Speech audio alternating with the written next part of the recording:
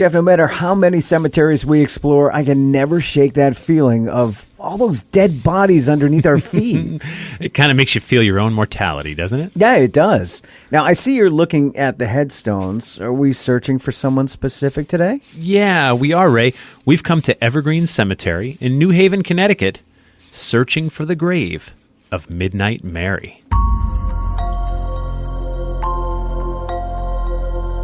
I'm Jeff Belanger. And I'm Ray Auger. Welcome to episode 221 of the New England Legends podcast.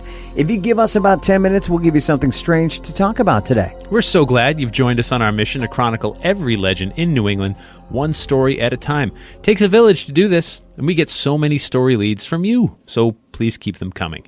Whether you reach out to us through our website, through our social media, or our super secret Facebook group, now more than 6,000 people strong, we love being in this community with you. Now, before we continue on this cemetery safari in New Haven, we want to take just a minute to tell you about our sponsor, Nuwadi Herbals. So I happen to know a secret about the Auger house. Uh-oh, what's that? The day after Halloween, you took down all your Halloween decorations. We did. And then you immediately put up all your Christmas decorations. Yes, that is also true. And since we're already in the spirit, we sip some hot Christmas tea from Nuwadi Herbals while we deck the halls. Now, I can hear a few of you rolling your eyes out there, but the holidays are coming quick, and you know the mood is going to hit you soon enough. So place your order now for Nuwadi Herbals Christmas tea.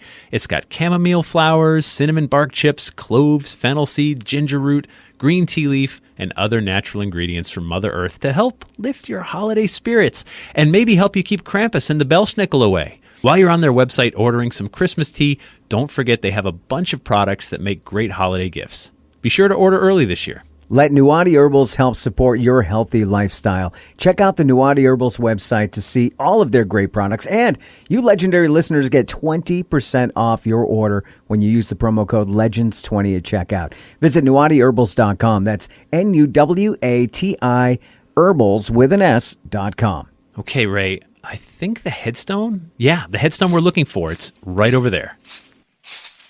Okay, I see a rectangular stone. Yep. It's almost pink in color. Oh, man, is that ominous? Yeah, it is. Across the top of the stone, it reads, "The people shall be troubled at midnight and pass away." Yeah, so go ahead and read the rest of the epitaph below it. Okay, it says, "At high noon, just from and about to renew her daily work in her full strength of body and mind, Mary E. Hart, having fallen prostrate, remained unconscious until she died at midnight, October 15th, 1872. It says she was born December 16th, 1824, which would have made her 47 at the time of her death." And today, this stone and cemetery is haunted, especially at midnight. Yikes. But I guess it's easy to see why. Now, they say if you come into the boneyard at midnight, Mary rises from her grave. You'll be cursed, and you too will die. Well, then I'm glad we're only here in the afternoon, Jeff. And yet this headstone leaves us with so many questions. The tales told about this grave are even more frightening. So let's head back to 1872 and meet Mary. It's late morning on October 15th, 1872, and we're inside the home of Mary Hart on Winthrop Avenue here in New Haven. Mary is just finishing up her morning chores when she walks into the kitchen. Suddenly, she gets a faraway look in her eye. She grabs her chest and falls face first to the floor. Mary's husband, James, hears her fall and comes running.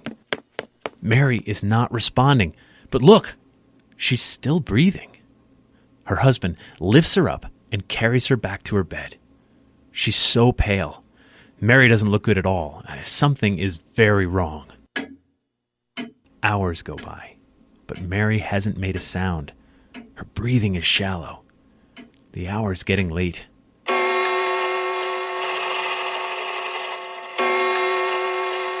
Just as the clock strikes midnight, Mary sighs out her last breath. Her family is heartbroken. They assume Mary suffered a stroke or heart attack. No matter what, she's gone. The following day, the undertaker arrives and takes Mary's body across the street to Evergreen Cemetery. A grave is dug, and Mary's casket is laid into the ground. It's a sad day for everyone. Mary died too young, yet her aunt seems troubled. Well, her niece just died. Yeah, no, I realize that, but this is something else. That night, Mary's aunt is tossing and turning in bed for hours until finally she falls asleep. But while asleep, she suffers a horrible nightmare. She sees a horrific vision of her niece inside her coffin, frantically trying to get out.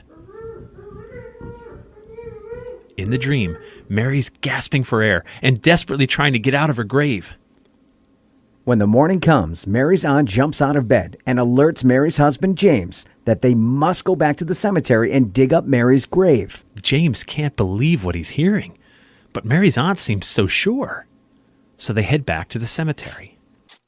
They dig up Mary's grave.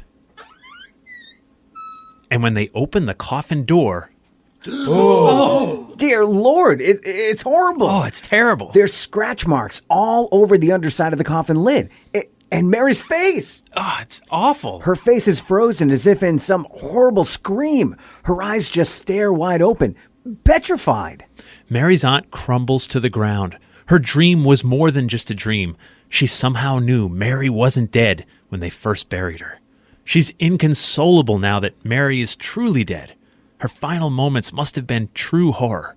Alone, dark, realizing she's in a coffin, buried alive, and running out of air. Once again, Mary is buried in Evergreen Cemetery, and once again her family mourns. But word spreads about how Mary was buried alive the first time, and soon a monument is erected on top of her grave. A monument to the life of Mary Hart, but a cautionary tale about her death. Then there's the ghostly tales that follow this gruesome burial gone wrong. They say that Mary's ghost rises from her grave, especially at midnight, trying to get a ride in a passing coach or buggy back to her home on Winthrop Avenue. Some say she gets into the buggy, they ride along a short distance, and then she just disappears, leaving the driver shocked. Others see her restless spirit wandering Winthrop Avenue right near the cemetery. And that brings us back to today. Okay, here's the thing. All right, what? We don't know if Mary was really buried alive, but it is the most prominent version of the legend. Well, then there's also the story of Mary being a witch and cursing anyone who dares to visit her grave at midnight. Okay. And while that sounds like an urban legend, there's the story of some local college kid who tested the legend and was found dead the next morning. But it's always one of those, it happened to a friend of a friend stories. Got it. Well, here's what we do know. The line of text at the top of the stone, the people shall be troubled at midnight and pass away. Yeah. Well, that's a biblical passage from the book of Job, chapter 34, verse 20, if you want to look it up. I mean, it's ominous, sure, but it's also a Bible passage. And then you have to add in the rest of the epitaph, too, Sure, yeah. of how Mary fell at noon and died at midnight. And you've got the makings of something extra spooky. And we can't help but imagine the backstory that would lead to a headstone like this. In truth, we know very little about the historical Mary E. Hart. Most of what we know is printed right here on this stone. But we do know that at the time of her death in the 1870s, taphophobia was a huge fear. That's right. The fear of being buried alive. Right. Now, way back in episode 51, we covered the story of Dr. Timothy Smith of New Haven, Vermont. Another New Haven. Yes. His grave has a window in case he was buried alive. Remember that? That's right, yeah. So we learned that there were a bunch of patents filed for devices designed to keep people from being buried alive. Devices like a string tied to a bell above ground. So if a person wakes up in a coffin, they can just tug the string and someone will come along and dig you out. Now, after embalming became all the fashion in the latter part of the 1800s, people didn't worry about being buried alive anymore. And once they suck all the blood out of your body and replace it with a chemical cocktail of preservatives, if you weren't dead before, you are now. That's true. So we have a memorable headstone, an ominous biblical passage, and a strange story etched in stone in the center of a city called New Haven, Connecticut. As it gets darker and later, and when you've heard the story, you can't help but wonder if there's something more than just a headstone to Midnight Mary. If you want to check out Midnight Mary's headstone, download the free New England Legends app for your smartphone. The app features an interactive map with pins to every story we've ever done. You can hear the episode and get driving directions to the location. We'd like to thank our Patreon patrons who've been the driving force behind our mission. For just $3 per month, you get early access to new episodes, plus bonus episodes and content that no one else gets to hear. Just head over to patreon.com/New England Legends to sign up. And guess what? What? We're now the award-winning New England Legends podcast. Nice. Thank you to the Massachusetts Broadcast Association for presenting us with a Soundbite 2021 award for excellence in sound. That's all you, Ray. You're our Sultan of Sound. So well done.